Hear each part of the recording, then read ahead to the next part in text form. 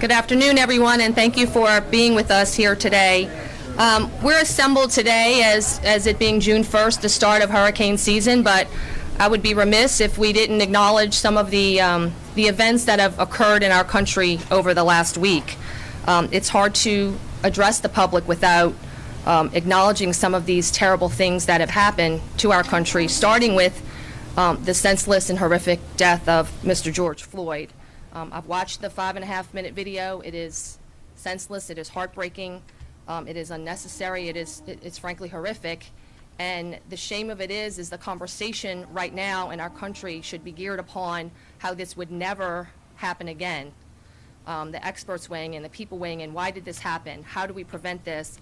And of course, it's been derailed with violence, and it's been derailed with lawlessness, and it's been derailed, frankly, with selfish activity, far and further away from what happened to Mr. George Floyd. And we don't want anyone having his death be in vain. So hopefully the conversation can get back to where it needs to be in this country, and we can get back to peace and get back to the real issue at hand as to how to make sure this never happens again. So with that, I just wanted to say that this is some of the scenes, and the violence is not the America I recognize. It's not the America I'm proud to be. But we can do better than that, and we need to focus all of our efforts on making sure an incident like Mr. George Floyd never happens again. So I just wanted to say that. But today we are here, of course, for June 1st, which is the start of the hurricane season. We're here at the Jefferson Parish Emergency Operations Center in Gretna, and we're here to provide you some very critical information on the preparations and on the readiness that Jefferson Parish has as we enter this year's hurricane season. Certainly this year is more complicated by the fact that we're dealing with COVID. We still have COVID in our community. We're still getting positive cases. We've plateaued at a lower level, but it is still here. So I'm honored to be here with many of our partners, many of our other elected officials, and I'll start with our council.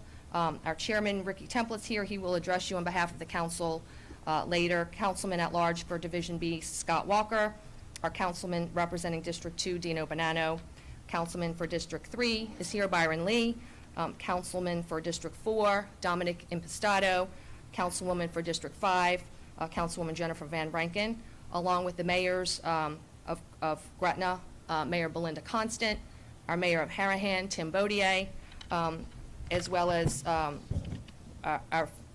many of our fire chiefs, and I'll get to it, but we also have our Director of Emergency Management, Mr. Joe Valiente, our Sheriff, Joseph Lapinto, our Director of Public Works, Mark Drews, from Entergy, Patrick Hamby, the Chief of our East Bank Consolidated Fire Department, Chief Dave Tibbetts, as well as the Director of our West Bank Fire Services, Brian Adams, along with several chiefs from the West Bank, Chief Gary Gerard from Bridge City, Chief Don Robertson from Marrero Harvey, Chief Chuck Whitmer from Tarrytown, Chief Administrative Officer for the Southeast Louisiana Flood Protection Authority East, Mr. Derek Bays.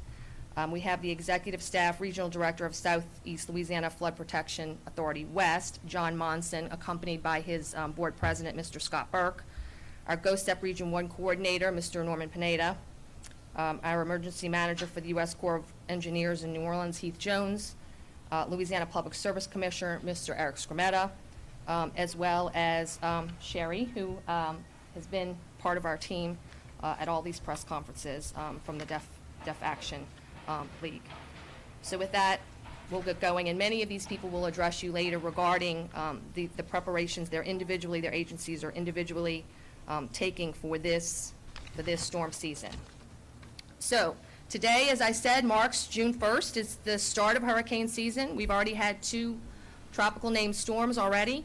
NOAA, the National Oceanic and Atmospheric Administration, predicts, unfortunately, that this season is going to be a busy season. There's a 60% chance of this being an above normal season of activity, a 30% chance of this being a normal season, and a 10% chance of this being a below normal season. So an average hurricane season produces 12 named storms, with 3 major hurricanes being a Category 3, 4, or 5 with winds of 100 miles per hour or greater. So if the average is 12 named storms and 3 major hurricanes, they're predicting this season to be 13 named storms with 3 to 6 major hurricanes. So again, a 60% chance this year being an above normal season. Now is the time to be vigilant. Now is the time to prepare, especially, as I mentioned, we are in the midst of COVID. This virus is still being transmitted in our community. It takes a whole additional layer of preparedness to make sure that we're evacuating and doing the things we need to be doing very safely. Planning is going to be different. We have to give ourselves more time. It may take longer than usual to restore power and water after an event like this. So again, now is the time for us to be prepared. We want to remind everyone at your family level, at a personal level, get your go kit with your personal items together. Now is the time, the water, the food, the important documents, the extra clothes. This year is going to be different. Don't forget the COVID items that you need to have on stock, have ready to evacuate with if that's necessary, your hand sanitizers, your masks, your face coverings, soap. But again, get these things in order now, starting in June. Get your medical prescriptions filled. There's no reason not to have a full supply of that to take you through the season. Get your car in working order. Get some cash. Have your evacuation plan ready from your family. Know how you're going to evacuate your pets, which is a member of your family. Check in with your neighbors, with your elderly family members. Understand what plan they have. Do they need any help? Go ahead and put those documents that you store at home in a plastic bag, your birth certificate, your Social Security documents, your insurance policies, or have online access to them. Now's the time to go save them in a PDF form. Put it on an external drive. You have that ready to go with you. We want to remind everybody to stay informed during a storm. You need to text JP Alert, JPALERT, to 888-777 to get very timely updates. We just released last week for Spanish-speaking citizens. This is very critical. This is very important. We want to try to get as many people enrolled as possible. The same number, 888-777, text JP Noticias to that number, JP Noticias, to 888-777 for all of our Spanish-speaking citizens, so you can be up to date on the latest weather events and what we need to do to prepare. And I also want to take the time before I introduce our next speaker, who will be Mr. Joe Valiente, to remind everyone that COVID testing is still going on. So I want to use this time. Woodmere is today. We've set up an event at Woodmere June 1st through June 3rd. I heard this morning there was nobody there. So it's free testing at Woodmere. Please go there. As every day except for Sundays now, we're testing at Ilario Center. So there's free testing available in the community. Fortunately, we have tested in Jefferson Parish over 47,000 people. That is a critical element to our fight against COVID from before, and as we get into the next phases, and again, the governor will announce today what that looks like. But 47,000, and I want to also Joe and his staff, Recreation, General Services, our police departments, for standing up those sites, and they're so good at standing up community sites for a day or two and breaking them down and moving somewhere else, and along with our partners, LCMC and Oshner, for helping us do that. So again, before I pass it on and we get back to hurricane, I want to remind everyone that I'm here and I have the microphone. The census is very critical. We're only at a little over 60% filled on the census. We need to do better than that as a parish. We can see now more than ever our funding formulas, the CARES Act relief that we're getting, all the relief that we're getting from the federal government right now that we need so desperately is based on population formulas. We're going to shortchange ourselves if everybody is not counted in Jefferson Parish who resides here. So please, please take the time, online, telephone, or via mail, to get that census filled out and be counted. Okay, so with that, I'm going to call up our Director of Emergency Management, Mr. Joe Valiente, and you're going to have a lot of people coming up next to give you their latest on the preparation. So first up, Mr. Joe Valiente. Thank you, Madam President, and good morning, everyone. I just want to mention a few of the names. I won't go through my entire list at the risk of repeating ourselves, but I want to mention for the United States Army Corps of Engineers, Colonel Stephen Murphy. He's doing a great job for us at GOSEP. Norman Pineda was mentioned, but we've got James Wascom, Chris Gilbo, Casey Tingle, and Melton Gaspar are critical components to moving information back and forth and acquiring resources from the state. Entergy, Melanie Stewart, Patrick Harvey, and Joni Pathel are our go-to people, and when we have an issue in the EOC, they always come through with us every time. Our regional partners, which would be Colin Arnold, Patrick Harvey, and John Raham. And I will have to mention again, I will repeat this group. The West Bank Fire Services under Brian Adams and the chiefs that were mentioned do a phenomenal job for us on the West Bank. They carry a tremendous amount of water for us, and they're always ready to volunteer for any issue that we have. And of course, East Bank Consolidated with Chief Dave Tibbetts. I just want to again thank Sheriff LaPinto, Chief Deputy John Fitzpatrick, Chief Robert Woods, Greg Lanero, the captain of the traffic division.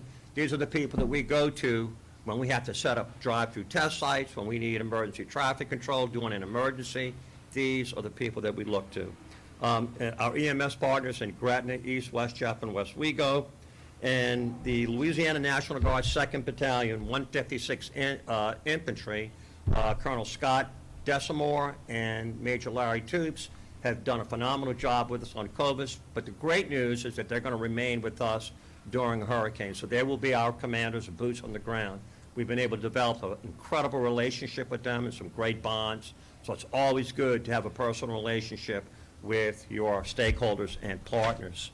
So as you know, the National Weather Service has deemed Jefferson Parish as a storm-ready community. One of the things that it means is that our emergency coordinators understand the verbiage and understand the nature of the advisories, warnings, and watches that are put out by the National Weather Service.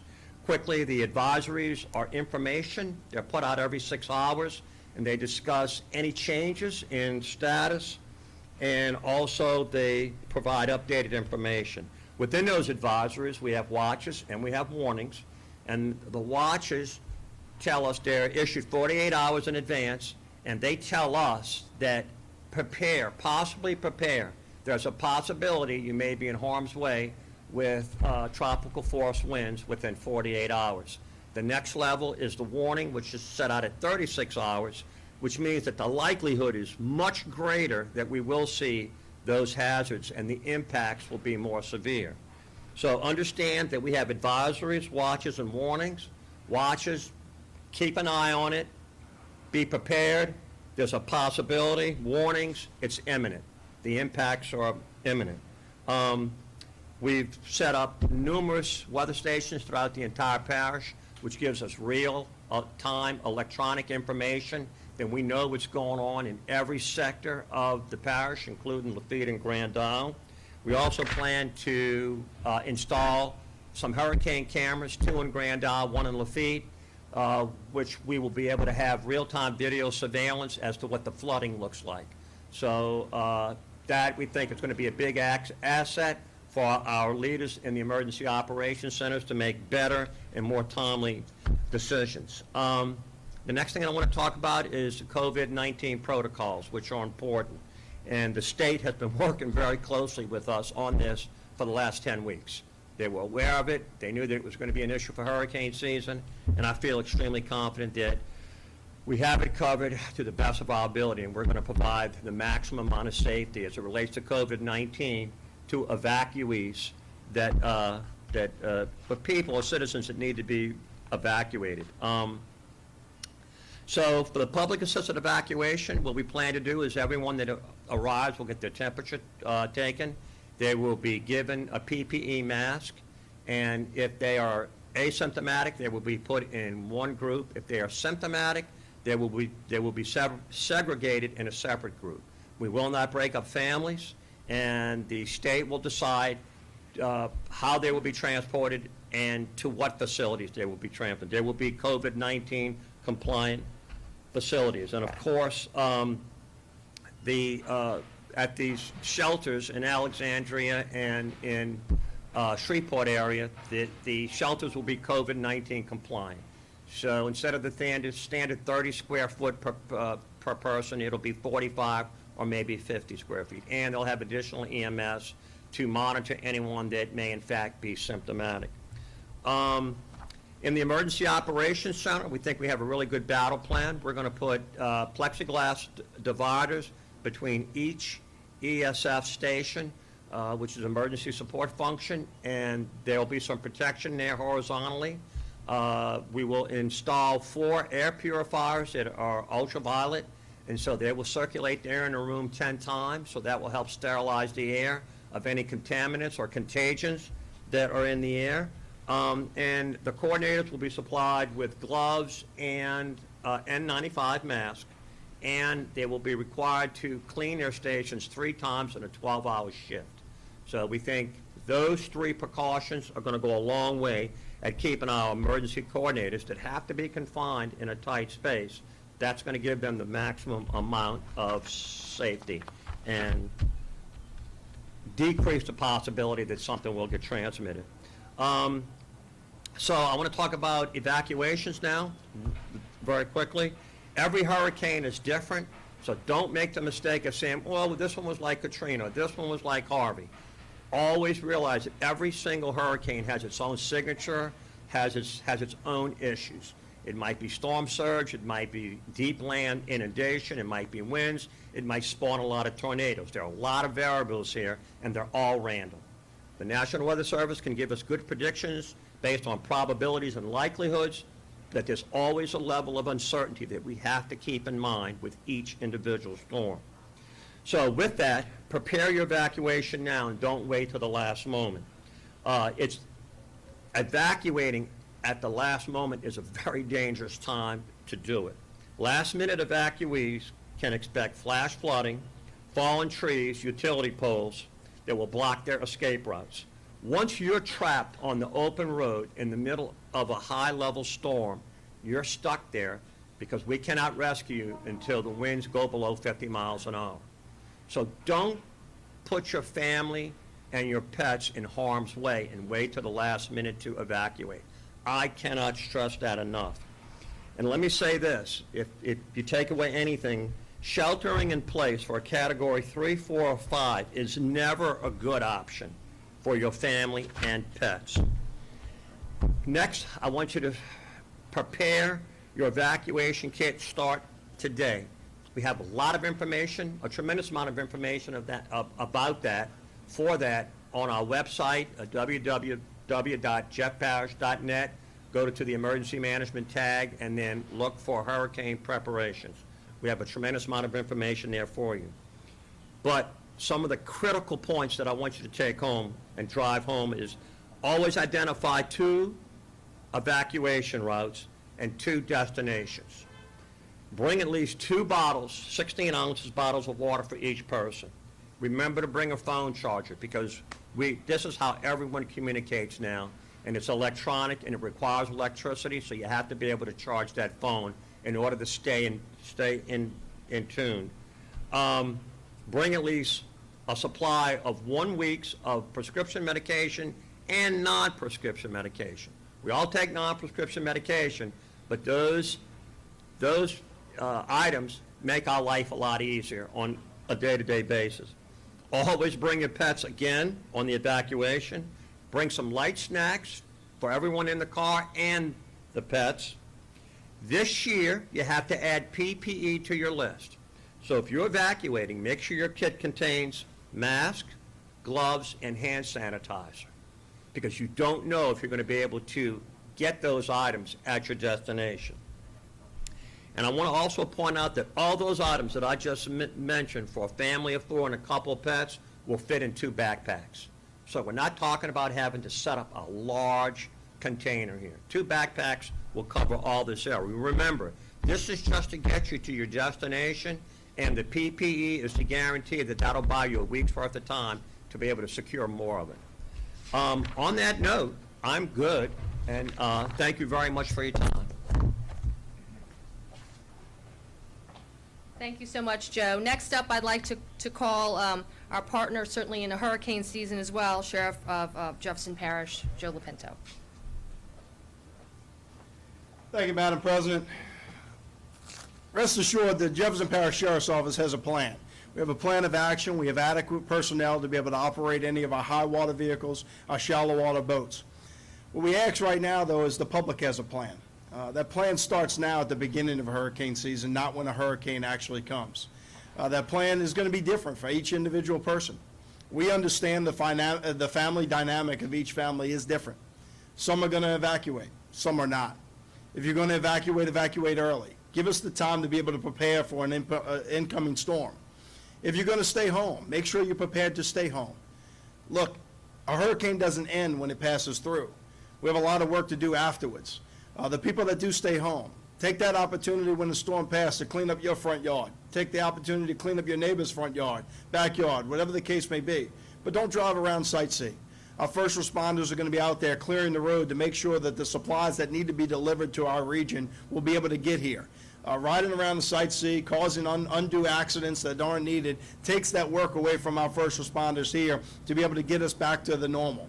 So have your plan in place. Know what it's going to be, whether it's a small storm, whether it's a large storm, and whatever your situation is. Our coastal areas understand that they're different. They're different than our non-coastal areas.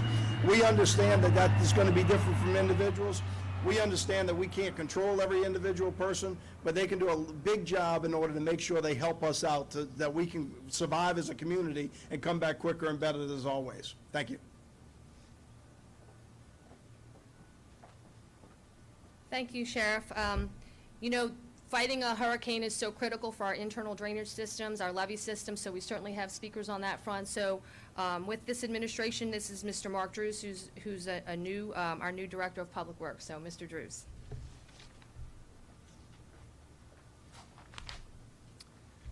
This hurricane season, the Department of Public Works is in excellent shape with regard to maintaining critical infrastructure during a storm and quickly responding to begin the restoration process for anything that is damaged, any infrastructure damaged as a result of the storm. Our drainage department has 17 safe houses spread across the parish on both East Bank and West Bank, located at all our major drainage pump stations, and they have automation capabilities to run the pumps from these sites. We have a total of 71 pump stations throughout the parish, and every one of them is either fully automated or can be run from one of these 17 safe houses. In addition, all our major drainage pump stations have backup generators in case power goes out, with a 5-day supply of fuel on site. Similar to that, we have our water treatment plants on the East Bank and West Bank. Both also have safe houses with automation capabilities and also have backup generators with a 5-day fuel supply. Our sewer is in the same shape. Our major sewer treatment plants on both banks of the parish also have backup generators with a 5-day fuel supply on site. In addition, our streets department has personnel along with our parkways department to have the proper equipment to quickly respond after a storm to clear streets and give us back access to critical infrastructure. We have our traffic division ready to assist with traffic control. And personnel-wise, we're ready to respond to the restoration process. We have numerous employees that have actually been through Katrina, Rita, Gustav, and Ike, and they're ready to respond quickly to begin the restoration process of critical infrastructure. And hopefully this won't happen, but if we do have an event the magnitude of Katrina, each of our departments has in place emergency contracts where we can quickly bring private companies in to assist us if we have the need where we have significant damage to our infrastructure. So Public Works is ready for this season, and hopefully it will be a very mild one like last year. Thank you.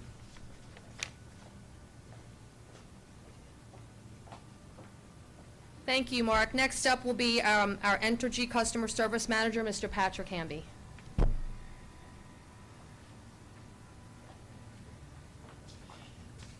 Thank you very much. I'm Patrick Hamby on behalf of Entergy Louisiana. So we all know we're going through some unique and challenging times, and we've been doing it the last couple of months or so. In those unique and challenging times, I want to assure you, Entergy is prepared to not only keep the lights on, but to restore power when needed. We have had, as I mentioned, plenty of practice during this time, going through both restoration efforts for the spring storm season that is really a dual threat. You have COVID-19 threat, you have a storm threat, and yet we've managed to safely restore power in those times of need. We continue to be prepared and plan to do that throughout the hurricane season, which, as everyone knows, starts today. We have an extensive emergency restoration plan, and we've enhanced it with COVID-19 measures. Those include social distancing, sanitation, disinfectant needs, and all of this is done to keep both our customers and our employees safe. We ask our customers to please also recognize these social distancing needs and keep your distance from our employees so that they can safely perform their tasks. With hurricane season starting today and being in the middle of a pandemic, it is more important than ever to have a plan for you and your family. Please plan safe. Go to EnergyStormCenter.com for more information on generator safety, preparations for your family, and so on and so forth. At Entergy, we always hope for the best and plan for the worst. Please stay safe and healthy, everyone. Thank you. Thank you, Mr. Hamby. Some more members of our first responder agencies. So next up, I'd like to call the chief of our East Bank Consolidated Fire Department, Chief Dave Tibbetts, as well as our director of our West Bank Fire Services, Chief Brian Adams. Thank you, Madam President. I was just calculating, it's an honor to be here with the rest of the fire chiefs from the parish. We got a couple of 100 years of experience sitting here, and I say that, I think that's a compliment, hopefully, to them. The East Bank Consolidated Fire Department is standing ready. We are on our annual maintenance of our marine fleet, preparing our low water boats, shallow water boats, some of our Zodiacs, that they're prepared if we need them. We hope we don't. The one thing I do want to reiterate to everyone out there that's been said by every speaker, please, please take a moment with yourself, your family, and your neighbors and have a plan. What will you do if this happens? And as also, it's not just when the storm hits, when it's gone, but it's the aftermath as well. So keep that in mind, and we're here to help.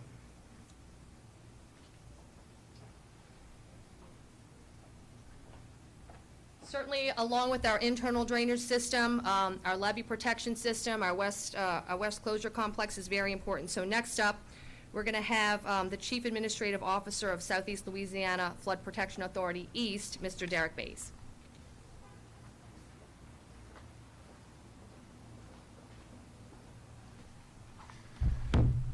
Thank you, Madam President.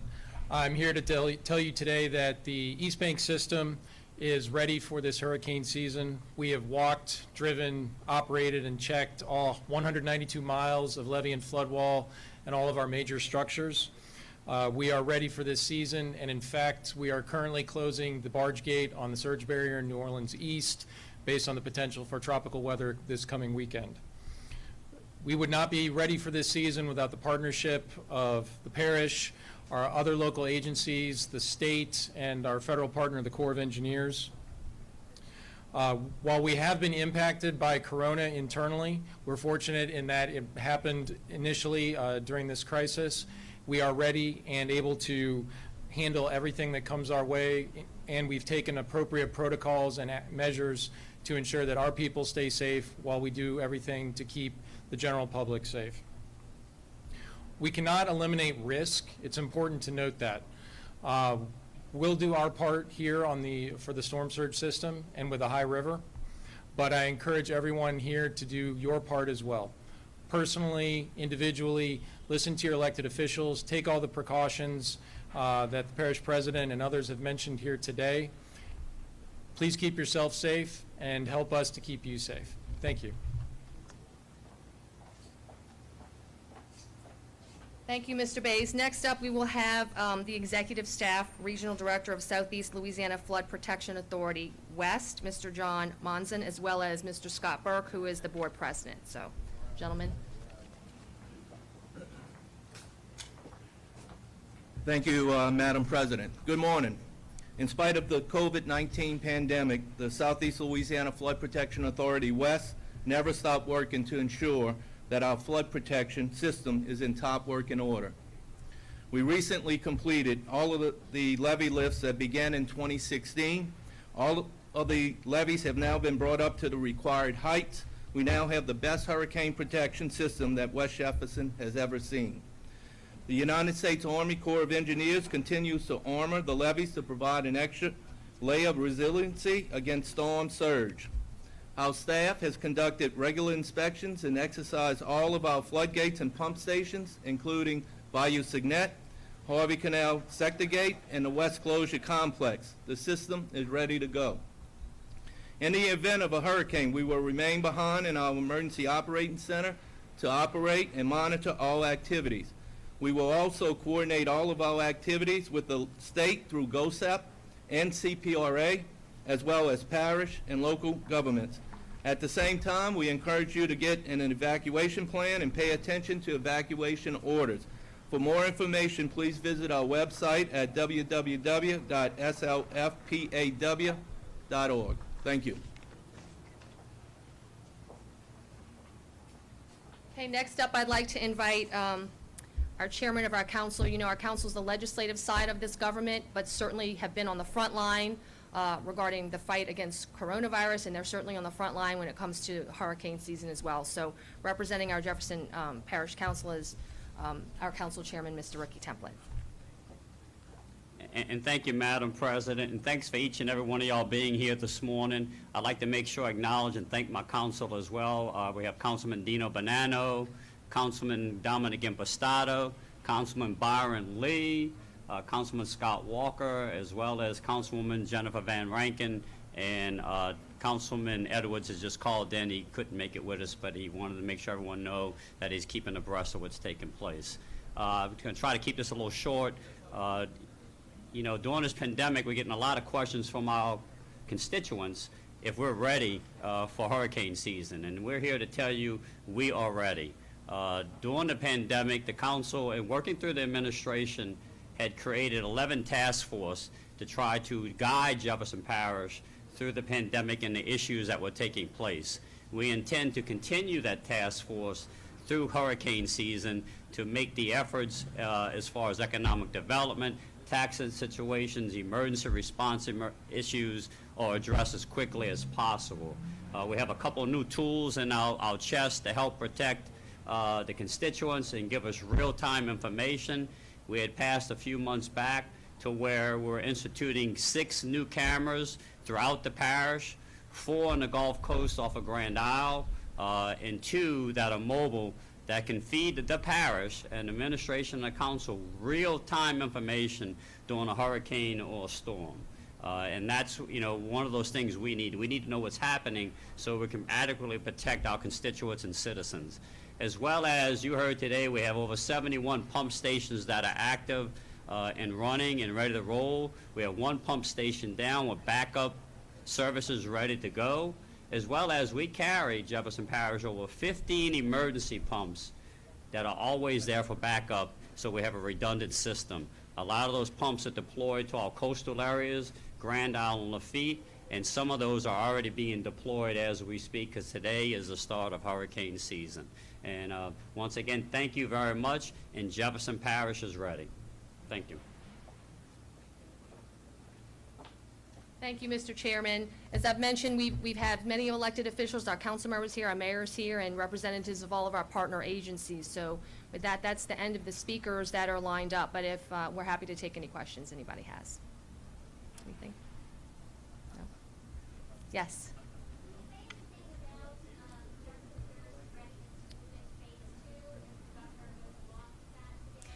Yeah, I don't have anything to say about that. I think the governor is scheduled to make those remarks. This is a question about whether or not we go to phase 2 at 2:30, Gretchen. I think the governor is scheduled to make that announcement at 2:30 today, and we'll certainly all be watching for that as well.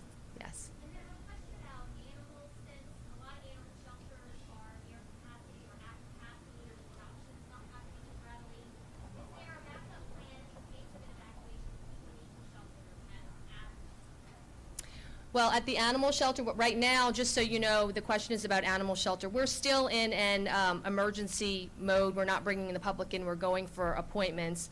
As to the evacuation plan for our own animals, it would kind of be similar, of course, with keeping the COVID in mind. You want to take that, Joe, if you know more specifics? Yes, we do work closely with the state in terms of being able to evacuate the animals and the overflow of animals. And so we work closely with LSART and the Department of Agriculture. And so we have a plan. As a matter of fact, I was actually reading their emergency procedures last night. And so, yes, we do have facilities, overflow facilities that have been identified throughout the state that we can get these animals that are in the shelters out of harm's way. Any other questions? Okay. Oh, yes. Because of social distancing, can you see more shelters being established and opened up as we need? Yeah, of course, that's the issue this year that is critical for us, is that because of social distancing, you just need more space. You need more space in every shelters, you need more space on the buses. So again, when we talk about the additional challenges this year for hurricane preparedness, the spacing issue is what it is. In addition to PPE, in addition to trying to move COVID-positive patients and not separate them from their families, but not have them mix with other people. So many, many challenges with regard to that, but certainly spacing is one of those things as well. Yes. Any other questions? I want to thank all of you for being here. Very much appreciated, and look forward to working with you. Thank you.